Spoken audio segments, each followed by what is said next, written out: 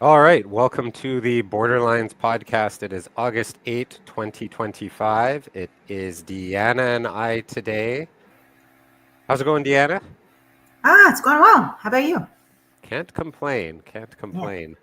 Yeah, We'll see if Alex that makes it through the said that to episode. me yesterday, and I was like, "Yeah, really, you can't complain? Like, is that a thing right now? I feel like That's that's always my line. People have said that. yeah, They always, how's it going? I always say, can't complain, can't complain. yeah, And then they go, really? yeah. We are talking today about two surveys that the government of Canada is running regarding immigration. The first is about the immigration levels plan overall and what Oh, that's the immigration one that should came be. today. Yes, Yeah, right. no, and the second is on new express entry categories.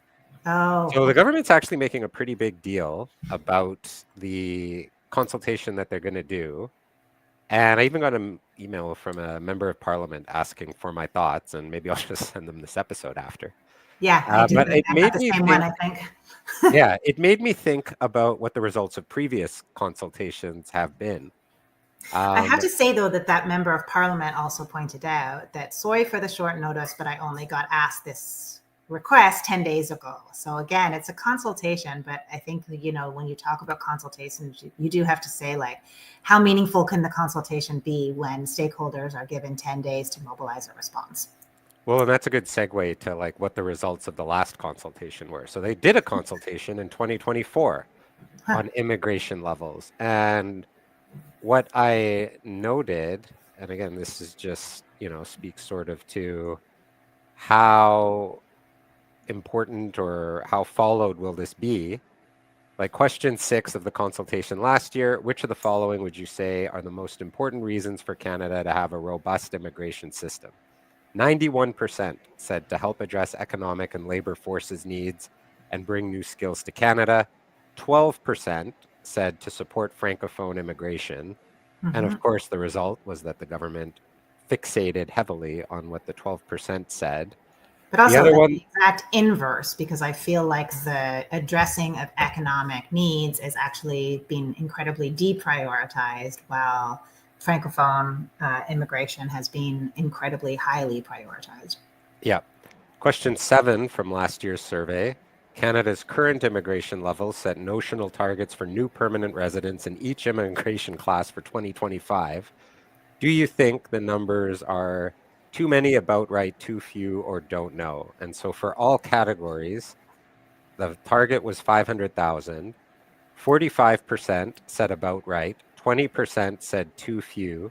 25% said too many. So you have 65% saying that it's about right or not enough immigrants, with 10% saying don't know. And of course, as we've discussed on the podcast, they cut immigration levels by about 20%. So they followed not what the majority in the people who answered the survey Mm-hmm. said. And this was the same on beyond 20, or the current plan for 2026 is to welcome 500,000 newcomers. In your opinion, do you feel this number of new permanent residents would be too many, too few, or about right? Same as with question 7, 45% said about right, 20% said too few, 28% said too many, 7% said they don't know, and the results of the survey were ignored, and they did not consider what the 65% said and went with what 28% said and cut immigration targets. So, with that in mind, that the survey may not, the government may not follow what respondents say, we thought that we would just go through the survey questions this year and offer our thoughts on some of them.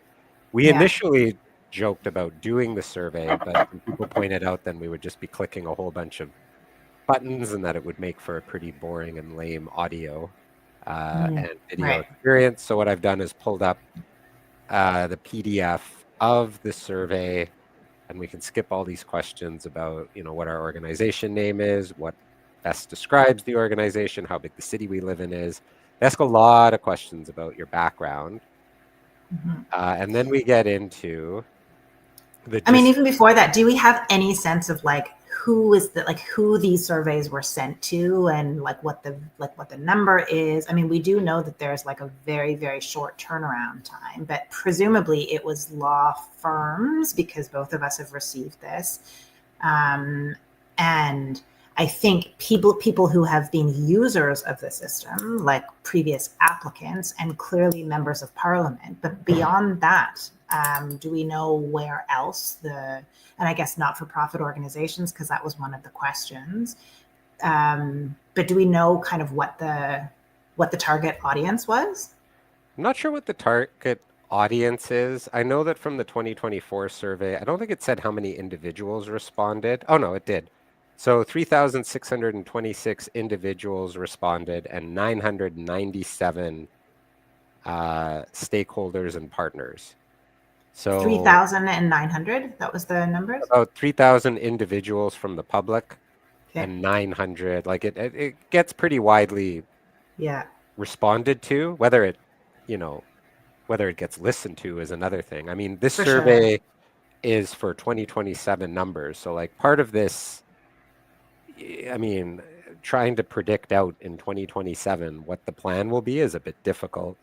2026 is supposed to be Donald Trump renegotiating CUSMA, which could have huge economic implications. And just one further thing I want to say is that when they send out the surveys, they will send it to the address on record for the particular individual. So for the most part, that will mean that a lawyer might receive 30 of them. Am I right here? Like, because of people who have been recent users. I'm not doing much of the solicitor's work, so I don't know if that's how this one worked. Has that been? Yeah, I mean, I've been emailed it a few times. Yeah, so that must be tweeting it on social media a fair bit. Like, I think if people who follow this, I think will know that there's a survey going on, and real gung-ho people, I guess, who click daily. What are the active consultations that the government's doing that I can partake in? I guess we'll know. Yeah, it's probably like a randomized immigration nerds like us, Exactly. But I think that like it's telling for me sometimes because like lawyers, let's say 20% of their clients get the survey. It doesn't come to them and say, this is directed to this human being. They might send it out. It might have a client ID number, but it will almost never have a name. And so lawyers often, like, you have no idea who this was intended to be for. There's no way for the lawyer to figure out who was the intended recipient. Are you gonna, and so like, they often probably never make it from the lawyer's office to the individual who was the intended recipient. So, so what Deanna's talking about is one of the joys of being an immigration representative is there'll be the occasional day once every few months where you'll look at your inbox. You'll have 50 to 100 emails that say you've been invited to participate in a survey. It won't say who it's addressed to.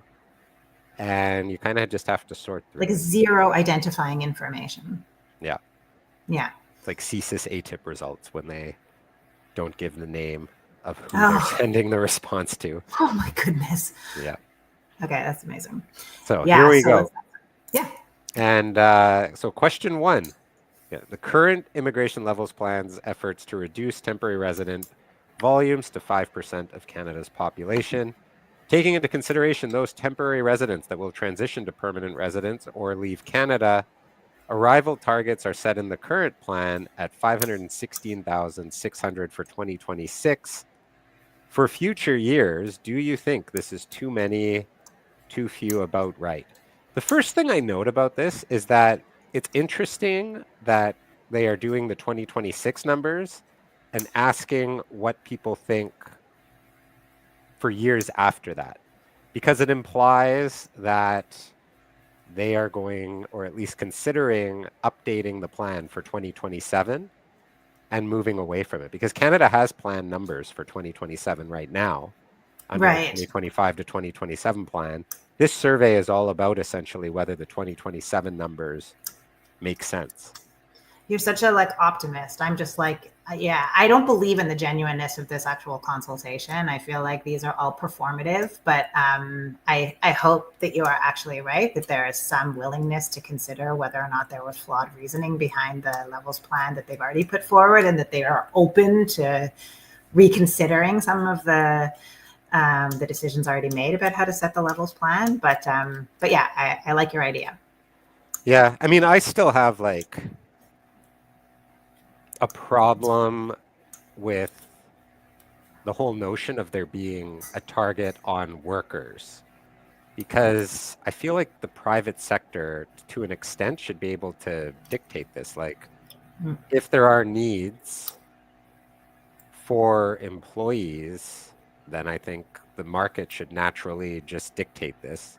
For I sure. also Steve think waves that, his libertarian flag. It never takes super right, long. I'm And not as yeah. libertarian on students. I think, or that there Mhm. needs to be some sort of greater oversight on at least which designated learning institutions get students.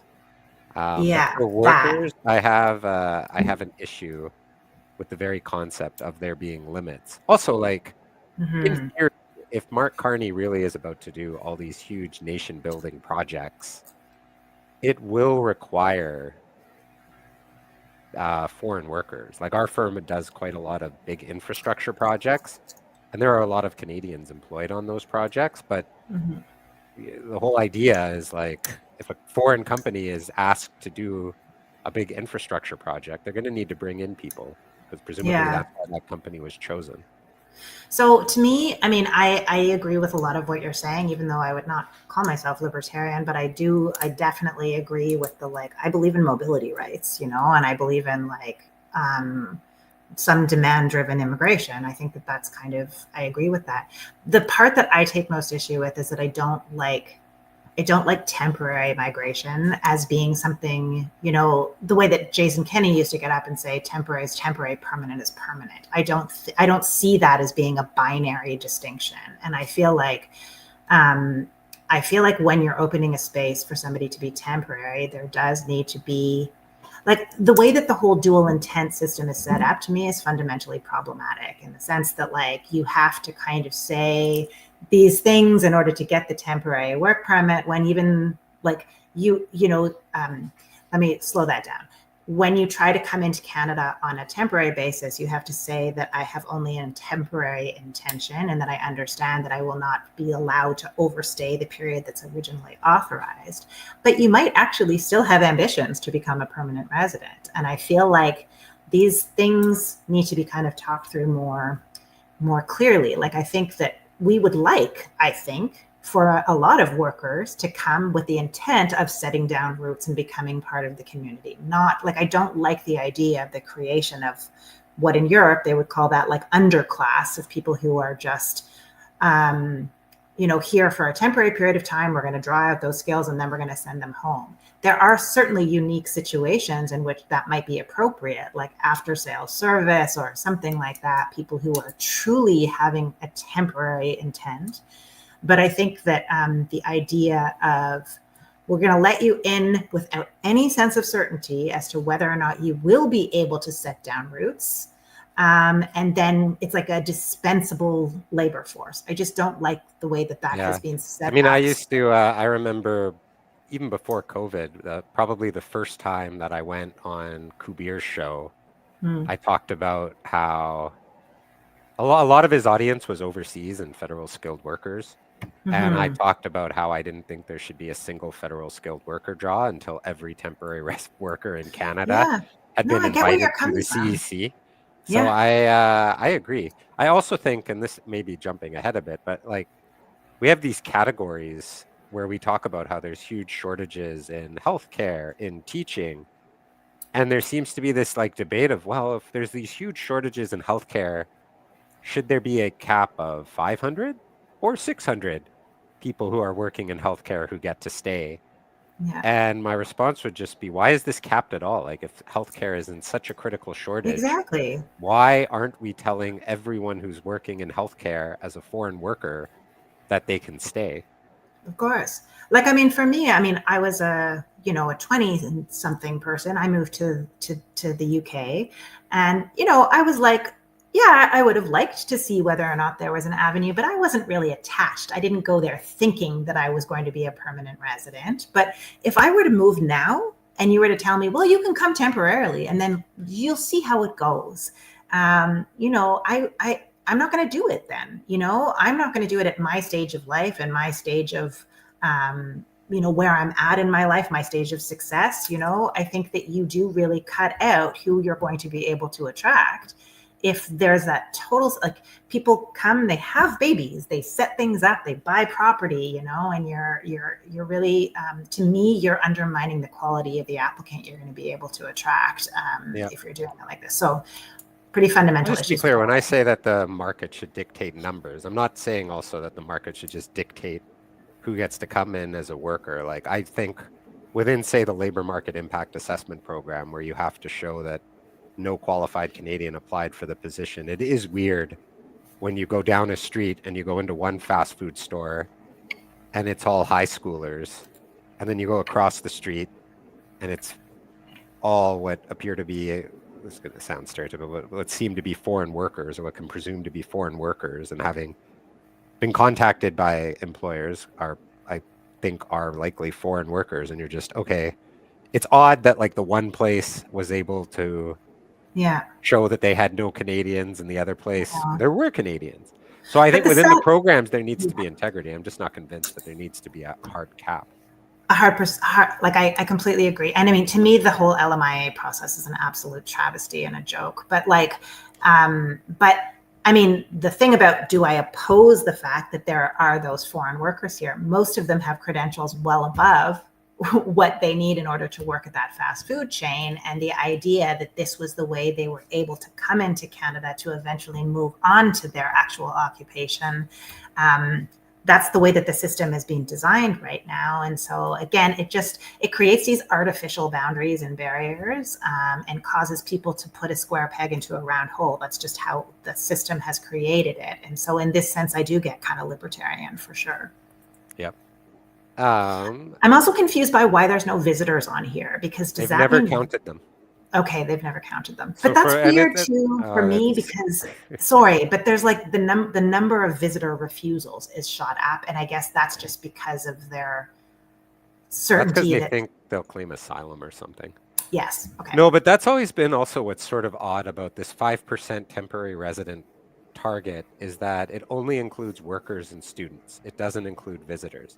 That's why I've commented before that it wouldn't surprise me if, in order to reach this target, they start saying things like refugees can just work. They don't need a work permit. And they just expand who can work without a work permit, because if they're only targeting workers and students, or counting workers and students as temporary residents, it'd be pretty easy to get to 5% by just exempting who needs a work permit.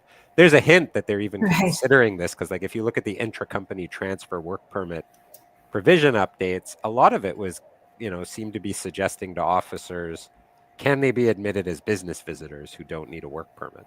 So, but isn't that what that like GTS actually is? Like, people come in on a... So there's GTS, which is just a type of LMIA, Global Talent Stream. There's Global Skills Strategy, which are like 15 and 30-day work permit exemptions. Right. So they're technically being counted not as workers, but as visitors, aren't they? Yeah. Technically, they aren't part of the temporary residents in Canada. Neither are the long-term visitors. Or the religious workers, or whatever. No, well, religious workers, if they are working under 186L, I want to say, of the regulation. Okay, yeah, not the one that is LMIA exempt, but not work permit exempt. Yeah. No. So beyond 2027, same thing. Would you like to see levels of temporary workers and students increase, stabilize, or decrease? I'd like to see it increase, if only because that would probably mean that the Canadian economy is doing well and there's a demand for it. Like, I think that needs to come before the target of what the workers and students will be. I have a hard time seeing how they plan on this, given all the uncertainty in the economy right now. Like, it just feels like setting the target, again, I have a hard time with these hard targets. Yeah, I mean, it's a lot to ask of somebody who's not in the administration of these institutions. But like, I mean, I've been talking a lot to people who work in universities, who work in business, and saying like, universities canceling entire programs, or them having to reshuffle professors because certain programs can't run in the way that they once did because they no longer have the income from the foreign student streams and all this kind of thing. Like even they can't even offer those programs to domestic students now because of the funding issues that they're facing. So I feel like I don't feel informed enough to answer this in a clear way, but I do feel like all these questions about like the people that want to come here and study in real viable programs in Canada, not massage, like things above massage parlors and stuff like that, as we've talked about on the podcast, like real, I think that is a kind of a person that we do wish to attract. And similarly with temporary workers who are feeling genuine labor market shortages, and I don't mean a labor market shortage as assessed by the silly LMIA process we currently have. I think that done in a scientific kind of a way, I think that I don't have any problem with that increasing. It's just, to me, it should be demand driven. And so like, I don't know what that number would look like. Yeah. Into permanent residents, it sets targets for 2025 to 2027. Do you think that the targets of 229,750 for economic class, 88,000 for family class, 62,250 is too much, too low, or not enough, or don't know, for a total of 380,000, less than 1% of Canada's population. We talked about this a little bit with Dan Hebert, that at less than 1% of Canada's population, Canada ages really quick. We've talked, I don't want to, repeat what we've already said regarding that. I think both of us have a problem with, for people who are already here, there being caps on the number who get to stay permanent. I think there needs to be a whole rethinking of this, how we track new permanent residents and new temporary residents. Yeah. And maybe just count it as like entries of people who are just entries in total. Seems like, and you know what's also interesting about this is I remember when there was a lot of fanfare brought in, because I think in 2024, the government said for the first time, immigration levels are going to be based on housing, the economy, healthcare. And at the time, I thought I couldn't believe that that wasn't what it was based on in part before. But this seems like a complete abandonment of that, to just, what number do we think sounds good? Yeah, exactly. It's a very curious framing for sure. I agree with you. My only comments on this question are like, in terms of economic immigrants, that's the one that I feel like I can answer most confidently, in the sense that like, just in my day-to-day practice, I see so many people who are not able to qualify right now, but my jaw drops at the idea that this is not a person that we wish to have become part of Canada. Like, and I give the examples that I always do, people who have been working in the healthcare sector at a different kind of level where they wouldn't qualify for existing streams, but they've done that type of work. They've been working in the climate change sector. They've been working in, just in innovative fields, but they just cannot draw that invite for one reason or another. There's so many of those that I'm seeing on a regular basis. And similarly, even for people wanting to apply from outside of Canada, where like, it just strikes me that they're such a unique skill set, but and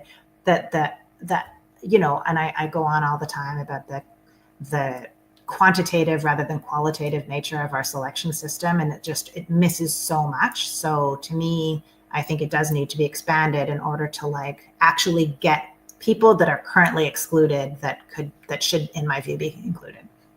Yeah, I remember when there was the 75-point draw, certain commentators were saying, oh my God, Canada will invite just anyone to be a permanent resident.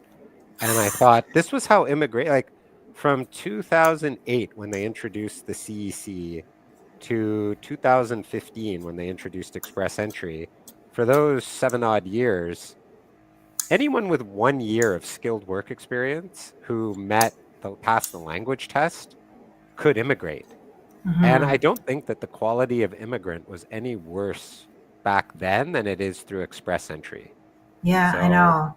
It's still um, shocking to me sometimes when I see somebody's profile. I'm not like you where I can tell just by looking at their CV what their score is going to be. But when I crunch the numbers and I'm like, I'm sorry, I have no options for you right now. Like, I'm still shocked.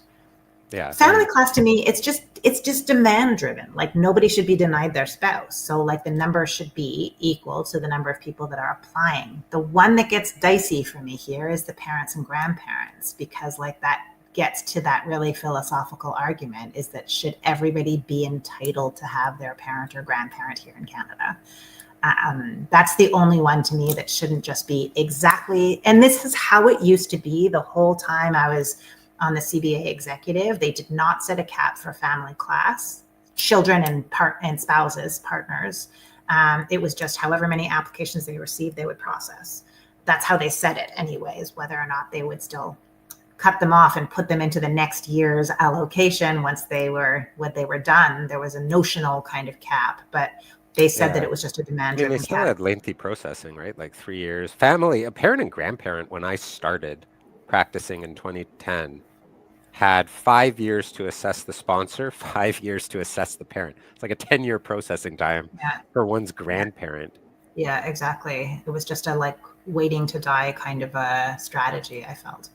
Yep. Yeah. Refugees, that's going to be just, they might as well just call refugees protection person and HNC the backlog category, because that one they can't really cap intake yet.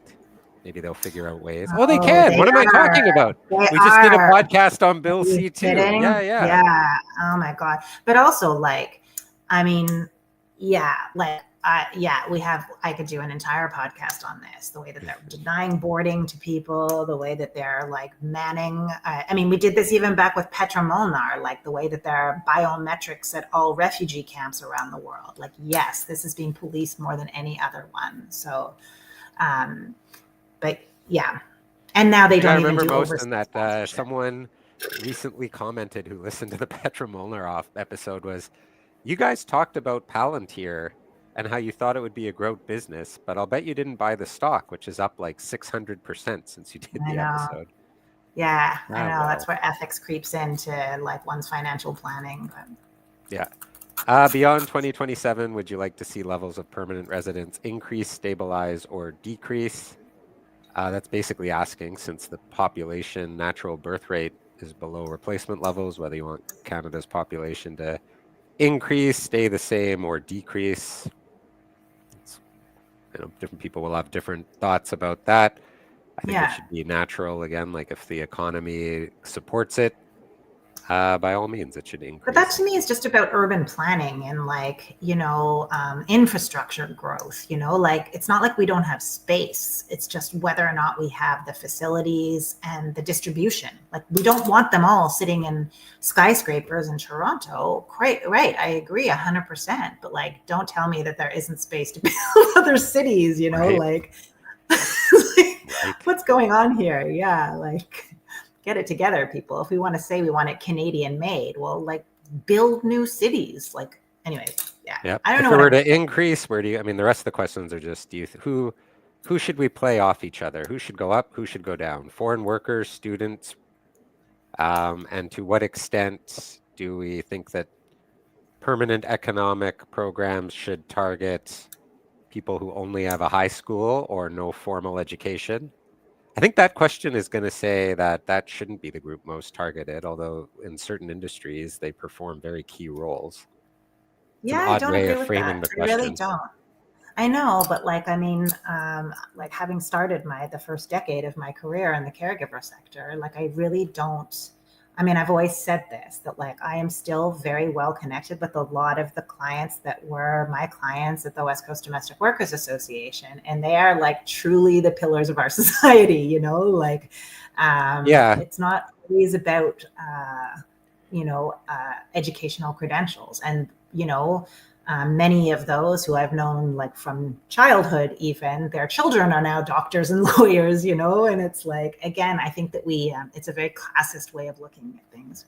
yeah. Anyways, For the purpose of the that's my. survey, I mean, like, if there's two questions, one saying, should we, in order to grow Canada's economy, focus on workers who need a high degree of education or workers who need no education? Like the question seems designed to say high education. If you've got a place, because that's the thing, like Yeah, this is I all don't know. I think it's immigration just because of the very, caps is a zero-sum game. yeah.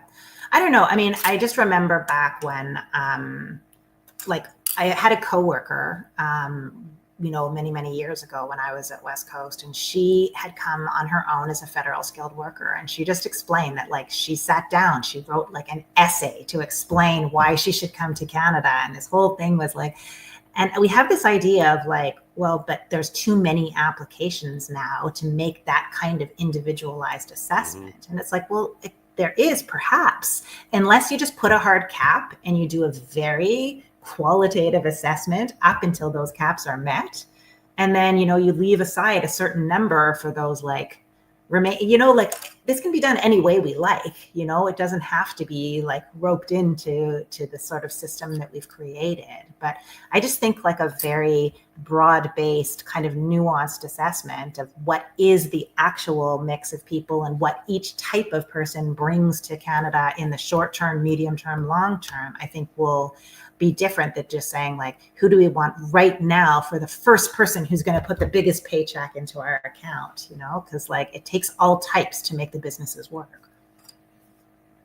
Yeah, I mean, like I think I have a similar perspective in that we've talked about this before, that I think just if they're working here, they should be able to stay, maybe with an English test or something. But even there, like if they're working here, I think they should be able to stay. And then it just comes a question of working out and rooting out fraud and people paying for jobs. And exactly. A lot more reasons. And then letting them do what they want to do, not confining them to this job or this particular school, that length of time. It's like, yes, we want you. You passed. Off you go. Do what you want to do. Now you're. But that is not the direction they are going, as there is increased focus on categories. Before we get to that, are there any other questions in the survey worth mentioning? Probably not. There's questions about how to attract French people, questions about how to reduce racism, all important topics, maybe for their own episodes. The other consultation that they're doing right now is just new. It's on categories. So within Express Entry, Canada's largest economic immigration system, it used to just be that all jobs were treated the same. And then starting in 2023, they introduced certain categories. And so as far as the numbers, what's sort of interesting again is, so for 2024, one of the categories was healthcare. 56% of the people who were invited were inside Canada. 16% of all Express Entry applications were to people in healthcare. Trades, 85% were in Canada. 5.2% of Express Entry invitations went to trades. STEM, 74%. This is super, super interesting. Just given how, like, I think most people would say, like, off the cuff, the two most in-demand occupations right now are in healthcare and trades. And look at those numbers in terms of, like, the proportion of those people who are currently being invited through Express Entry. For healthcare went up from 9.7% to 16%. Trades, 3.4 to 5. STEM fell 28.7% to 18. Because they stopped inviting. Yep. And then this year, STEM doesn't even include computer science. They redefined STEM. Transport, agriculture, and agri-food was 0.5%. I don't even know why that is a category. French. Why agri-food? You don't know why it's a category, really? No, if it's only 0.5%. Yeah. Well, I mean, but it's confusing to me again, because I thought that was like a real, like a sector that was really starved for help. No?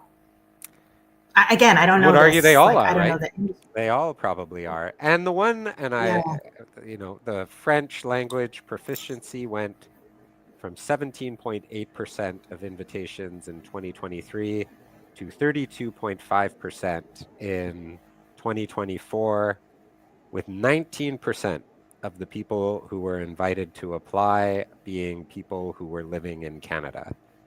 So, we've talked about the Francophone program before. It's a bit of a joke how much we talk about it. But I would just point out, like, again, part of my issue with this program is, as I was mentioning before, I wouldn't do a single federal skilled worker draw until all people who are already working in Canada were able to stay permanently. Only 19% of people who were invited through the Francophone program were actually living in Canada. So those are the categories that they have. They are considering adding. The other thing actually that's interesting to note about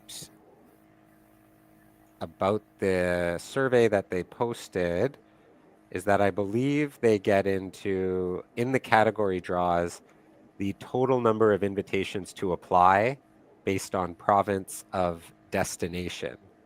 And so what it shows, not Wait, can you slow surprisingly, that down for a second? So so what do you it's mean? based on category, which province people are going to. Okay. And Oh, Ontario by is still first, right? 33,000 category draws for people going to Ontario, and what's that 32,000. 17K for? What's the heading on that row? Oh, this row is Ontario, total number STEM of people who were issued ITAs under category. and What's STEM. of note, oh, in STEM, yeah, no, this is for total on the right. Yeah, What's no, of but the note is you have Alberta getting more category draws than BC, even though BC has a larger population, which suggests that more immigrants are going to be going to Alberta than British Columbia. And part of the issue with the Francophone migration program, at least for British Columbia, is that there aren't a lot going to British Columbia. So if we look at 2024, we have 14,763 going to Ontario, 2,956 going to Alberta, 1,921 going to New Brunswick, which makes sense because that's a bilingual province, 1,588 going to British Columbia. So as the Francophone program numbers grow and grow, which they are expected to, the number of category-based draws going to people in British Columbia relative to other provinces will decrease. So it will be and a bit Steve, do you think that interesting to this see is how British Columbia immigration works going yeah? forward. Do you think this is based on just when in the application for express entry they designate what is the province to which they are moving, or do you think this is based on when they're actually applying with the nomination? Where they indicate that they're going to go. Okay, I would but they're imagine that not for New tied to that in Brunswick, any way. they're not tied to that. I would imagine that for New Brunswick, there is likely a higher percentage of people who are already living in New Brunswick who are Francophone, just because that's actually a Francophone province. We talked with Dan Hebert, though, that I think he was saying of Francophone immigrants, there is a natural migration once they arrive to provinces that are actually bilingual or Okay. have a greater Francophone economy or need for Francophones. Right. But also, sorry, I'm still like slow putting together the category. That was strictly based on category based draws, Yeah, this is not on general category-based draws, but the category-based draws are forming a greater and greater Of percentage course. of express entry applicants. Can you show the French language proficiency part again? I'm just sort of trying to, I sort of So haven't French really. language Yeah. went 17.8% Yeah. to 32.5 Yeah. of the But the draws. French language proficiency you said was primarily to New Brunswick? Or So no, there's still a lot in Ontario. there's still a Yeah. lot in Ontario. It goes Ontario, Alberta, New Brunswick, BC, with I I really believe. love what those francophonies are going to find in, well, they're not francophonies, but if you get to Alberta, how much are you going to actually be using those I think French Alberta skills? has some Really? historic francophone communities. Okay. I could be Well, that's wrong on cool. that, but I think it's Okay. bigger than BC. Okay. The Cool. other thing to note, education is introduced this year, so there are no stats yet. Hmm. And then moving forward, and where we'll close off on these consultations before we get into just taking listener questions and comments from today, is so they say going forward, there is going to be a greater push on Francophone migration. The target is 8.5% 2025, 9.5% 2026, 10% 2027, and then 12% by 2029. I've talked about how the Senate has a target of 20% by 2035, which they may or not meet. Going back to the other consultation we were talking about, If immigration levels don't go up overall, then the percentage of Francophone draws in order to hit this 12% target is going to have to increase and crowd out other targets. At the same time, there are other targets or new categories that they plan on introducing. It doesn't look like they're considering removing any of the current categories, although I don't see transportation on here, if that still is a category. It's interesting that they've listed STEM among the long-term labor shortages, even though they've virtually stopped issuing STEM Well, they invites. removed, I wonder if they're going to add back. I mean, they're creating a shortage in STEM by removing all the computer science positions from STEM, and presumably they will be added back because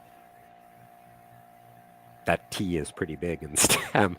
But speaking of S, of science, there are new categories that they plan on introducing. And I only learned this today. This is a new survey out. They only posted this yesterday. The new categories that they are considering are senior manager, 00 knock, tier 00 knock. It's interesting because senior managers just, lost all their arranged employment points in express entry, the extra 200 points that they got. Now they may just be their own unique category, which is an interesting development. They are also looking at certain researchers and scientists. I don't fully know what the difference between certain researchers and scientists and the S for science and STEM will be, but well, I hope that does include more that are related to sort of like climate change, and because that is where I'm seeing a big gap. People who have even acquired great skills here in Canada with respect to climate change, but can't find an invite. Just can't. What's the knock for climate change? Well, but it depends. There's so many different occupations. Sometimes it's supply chain solutions. Sometimes it's, the actual science of, like there are a billion different jobs, marine biology, blah, blah, blah. Like, there's no one. But I just find that like physicists and biology, like there's a billion of them. But again, physicists and biologists, I would think would fall under STEM, but the researchers who research climate change will fall under it. The forest fighters that are helping fight forest fires won't. But the people that are helping businesses become sustainable, they're not considered scientists, even though they, so. Unless it falls neatly into a knock. Yeah, exactly. But that's the problem. Yeah. So I think that even, don't get me started on the knock. And then the last knock, which I don't even know what knock this would be. I had read this to Deanna before. I wish I had read it to her live. The last knock will be highly skilled military recruits from allied countries who will help build Canada's military capacity. So soldiers, I guess, is the last knock that they are considering introducing. And I don't know. I mean, it's what they are planning. I don't quite know how that would work in practice from a Canadian Armed Forces recruitment perspective, how that works, transferring from a foreign military to a Canadian military. Yeah, I like how they've specifically put an allied country. I mean, what that even means right now is quite interesting. Our current ally. But that's I don't remember what the new target for military spending is, but they're looping in foreign soldiers, which, again, my only comment, and that's one that I've made before, is I think it's a bit weird to bring in a foreign soldier to join Canada's military when there are people who are working it. Because again, it's a zero-sum game.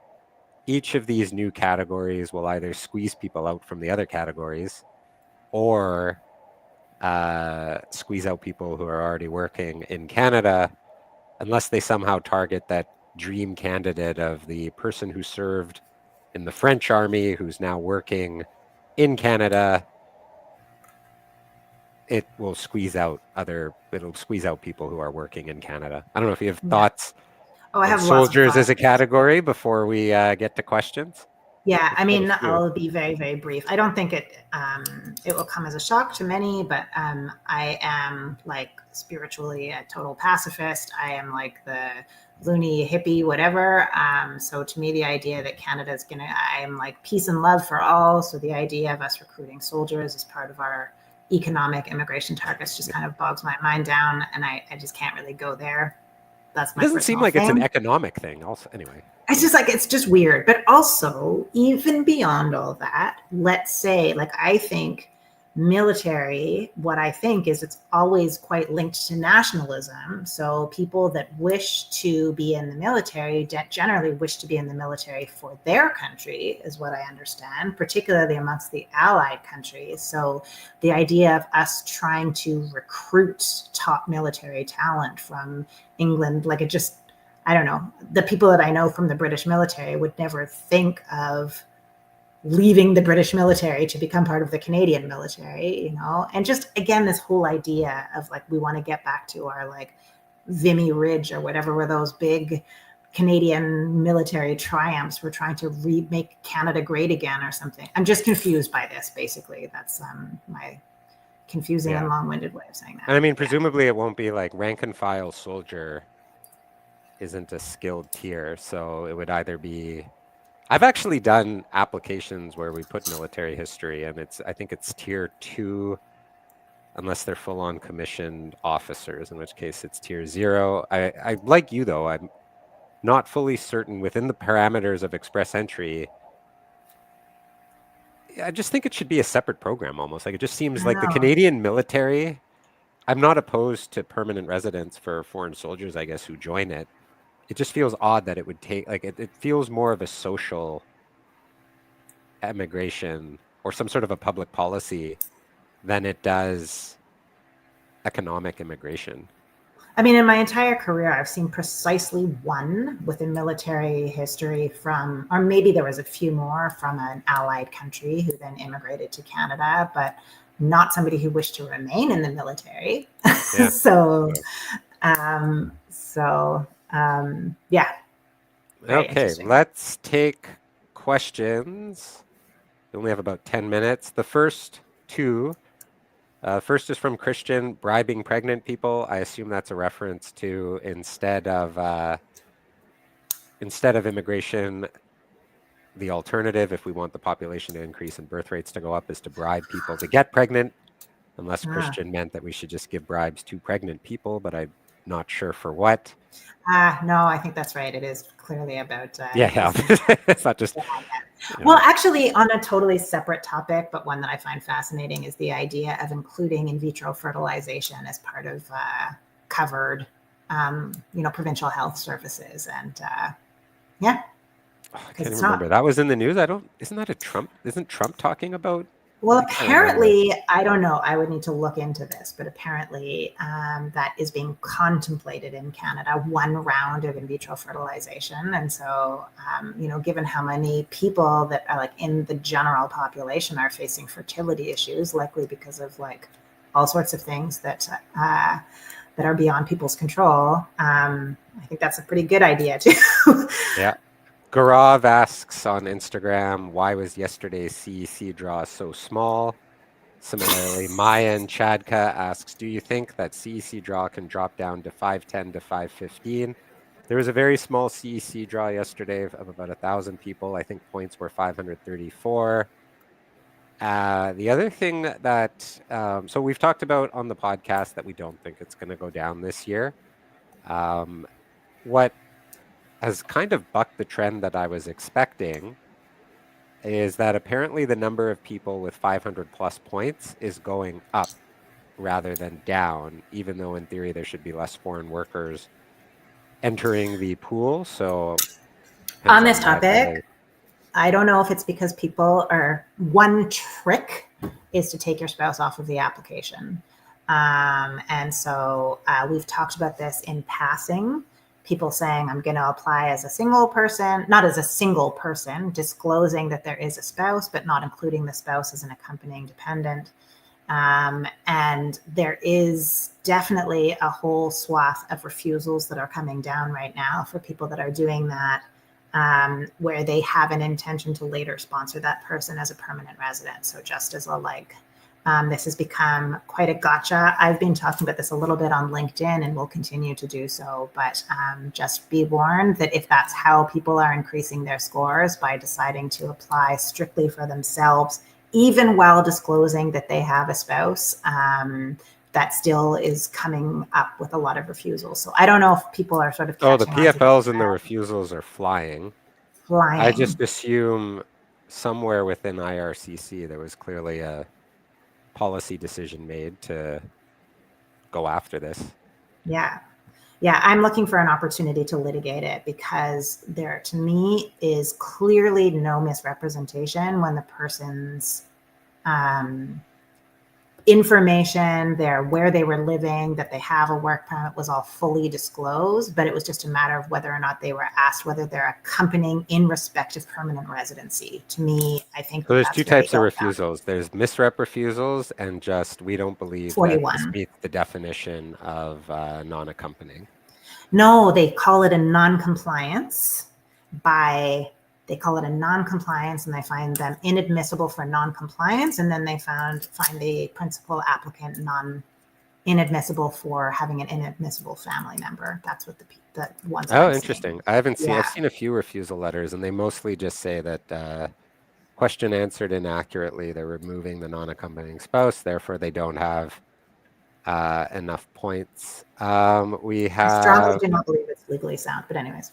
Cloys on Twitter saying, I have 7 years experience as a scientific officer in climate change mitigation, and I will greatly appreciate this category. Yeah. I would think, I mean, again, it's not like I would think a What is a scientific scientific officer should officer? What's the qualify knock? under STEM, but Yeah. as we talked about, they removed computer science from STEM. So it's not, To me, this is where the knock really falls down when you're trying to fit a job description into one specific, 5-digit category. Is it called this knock or is that knock? One of them's on the list, the other is not. And even just what you're saying, PFLs are flying. I assume they're also flying in respect of we think you're that knock and not this knock, and that knock doesn't qualify you in this category. So, I mean, I think that I really, really hope, Cloys, that that this category you'll benefit from it, because this is exactly the type of person I'd like to see in Canada permanently. Will IRCC do a draw for the trades category? I think so. I mean, the category exists. As I pointed out, though, when we were doing the 2024 numbers, the draws can be very, very small. Like I think that agri-food one was super small. So I think a trade draw is coming just because I think It it would hasn't look happened. weird in their year-end report if they had a category that didn't get a draw.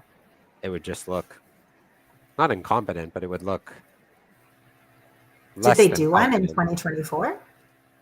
Yeah, in 2024 they had 2024. I think I don't know if I still have it open. In 2024, that was the one that was at the bottom of the pile. Right? Yeah, 2024 trades draws were 5.2%, 3,884 trades draws. So not trades, but people like invitations. So I think there will be a trades draw, probably just not as big, or they're saving it up for one big draw. But again, I think the smallest Definitely I could see have it being yourself would be 346 because that gets 0.5%, which would be the size of the agriculture and agri-food draw. So yes, I do think there will be a trades draw, but all signs are pointing to it not being super big. Yeah, no, that's a good. I hadn't thought about how that would look on the stats. Yeah, and the stats are the most important thing. I think that is it. I know there's some questions we didn't get to, but we are out of time. Thanks everyone for listening. And again, we'll post a link to these 2 surveys in the show notes so that audience members can contribute their thoughts. Because as Deanna said, she's skeptical how much of the public actually was able to partake or knew about it. So that will give you a chance to have your feedback to IRCC. Yeah. Very interesting episode. I'd really be interested in doing something too about like the assessment of labor market shortages in particular fields, particularly like STEM, So if anybody also has recommendations for people who would be able to provide really good perspective on that, we'd love to hear it in the comments.